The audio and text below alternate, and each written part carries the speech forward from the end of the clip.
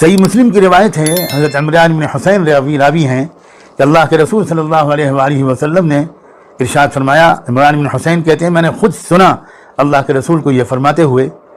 کہ آدم کی پیدائش سے لے کر قیامت تک کوئی واقعہ اور حادثہ دجال کے فتنے سے بڑا اور سخت نہیں ہوگا۔ یعنی بڑے بڑے امتحانات جو آئے ہیں ان میں بھی سب سے بڑا امتحان پوری انسانی تاریخ میں فتنہ دجال ہوگا کہ کیا فتنہ دجال آنا باقی ہے یا فتنہ دجال آئے ہوئے عرصہ ہو گیا اور ہم اسی کے درمیان جی رہے ہیں، اور اب فتنہ دجال کے شاید یہ آخری دن چل رہے ہیں، اب بس صرف دجال کا خود نکل کر باہر آ جانا یہ باقی ہے، اور شاید آج کل اس کی تیاریاں زور و شور پر ہیں۔ اس کا وقت بھی اب بہت دور نہیں ہے،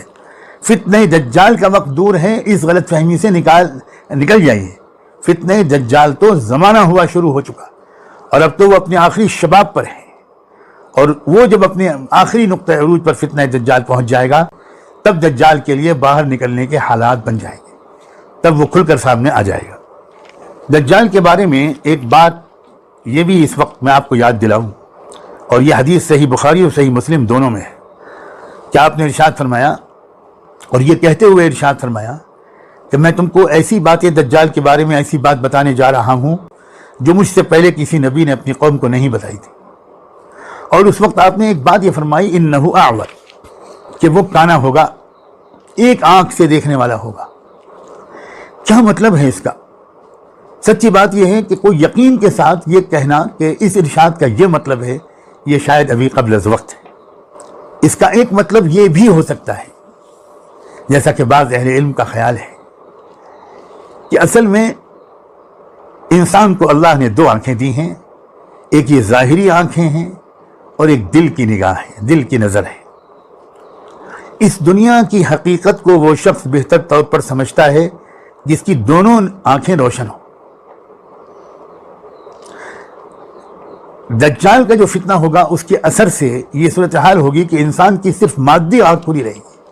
اور وہ ہر چیز کو ظاہری، مادی، سیاسی، بالکل پرائما فیسائی جو جس کو انگریزی میں کہتے ہیں، اس نظر سے دیکھ کر رائے قائم کرے گا۔ اور جبکہ چیزوں کی حقیقت کو سمجھنے کے لیے صرف یہ والی ظاہری آنکھ کافی نہیں ہوتی، انسان کے دل دماغ کی نظر بھی، نگاہ بھی کھلی ہوئی ہونی چاہیے، تبھی وہ چیزوں کی حقیقت کو سمجھ سکتا ہے۔ دجال ساری دنیا کے انسانوں کو ایسا لگتا ہے کہ وہ کانا بنا دے گا۔ یہ میں سمجھانے کے لیے بات عرض کر رہا ہوں، کیا مطلب کانا بنا دے گا؟ یعنی فتنہ دجال کی وجہ سے جو مہلک اور مضر اثرات پڑیں گے، اس میں ایک بہت بڑا اثر یہ ہوگا کہ انسانوں کی غالب اکثریت کی دل کی نظر بند ہو جائے گی، اور وہ دھوکہ آسانی سے کھا جائیں گے۔ دجال جو دھوکے میں ڈالنا چاہے گا بڑی آسانی سے لوگ اس بات کو ایکسیپٹ کر لیں گے۔ آپ کو آگے چل کر انشاءاللہ یہ بات زیادہ تفصیل سے بتائی جائے گی کہ دجال کہاں ہی اس لیے گیا ہے کہ وہ انسانی تاریخ کا سب سے بڑا دھوکہ دینے کا ماہر ہستی ہے۔ وہ اس کا اصل کام ہی یہ ہے کہ اصل حقیقت سے انسانوں کو بے خبر اور اندھا اور غافل کر دیا جائے، بہرا کر دیا جائے، اور جو بالکل غلط ہے اس کو صحیح کر کے دکھا دیا جائے، اور ایک نظر بندی کر دی جائے، انسانوں کو مسمرائز کر دیا جائے، پروپیگنڈے سے متاثر ہونے کی عادت انسانوں کے اندر ڈال دی جائے، اور حقیقت کو غور کرنا اور سمجھنے کی کوشش کرنا اور سمجھ لینے کی صلاحیت ان کے اندر سے چھن جائے۔ ایسا معلوم ہوتا ہے کہ شاید آور کا یہ مطلب ہے، اور کوئی بعید نہیں کہ ظاہری طور پر بھی وہ کانا ہو سکتا ہے، ہم نہیں کہہ سکتے کہ صرف یہی معنی مراد ہے۔ یہ جو چیزیں پوری طرح کھل کر تو تب آئیں گی جب وہ دجال خود ظاہر ہو جائے گا، اور اس کو پہچاننے والے اہل اللہ، صاحب نظر، صاحب تقوی لوگ موجود ہوں گے، اور وہ اس کو پہچانیں گے۔ آپ نے اسی حدیث میں یہ بھی ارشاد فرمایا کہ اس کے ساتھ ایک چیز ہوگی جنت کی طرح، اور ایک چیز ہوگی دوزخ کی طرح، پھر وہ جس کو جنت بتائے گا وہی پھر حقیقت دوزخ ہوگی۔ یعنی یوں سمجھیے کہ فتنہ دجال میں مبتلا ہو جانے والے لوگ، ان کو وہ دجال اس خدا کی دی ہوئی طاقت کا استعمال کر کے دنیا میں بڑے مزے کی زندگی گزروائے گا، اور جو لوگ اس کے سامنے سر جھکانے سے انکار کر دیں گے، جو اس کو خدا ماننے سے انکار کر دیں گے، ان کے لیے وہ دجال بہت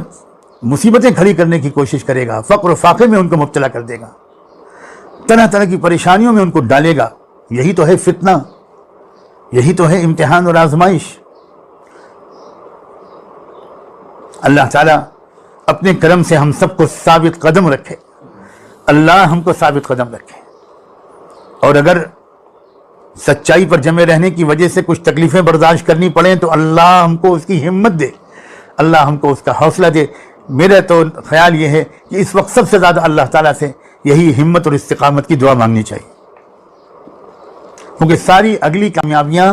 اسی ہمت و استقامت پر ڈیپینڈ کرتی ہیں۔ یہ مل گئی تو سب مل گیا، اور یہ چھن گئی تو پھر اللہ کی پناہ۔ ایک بات اور سمجھیے،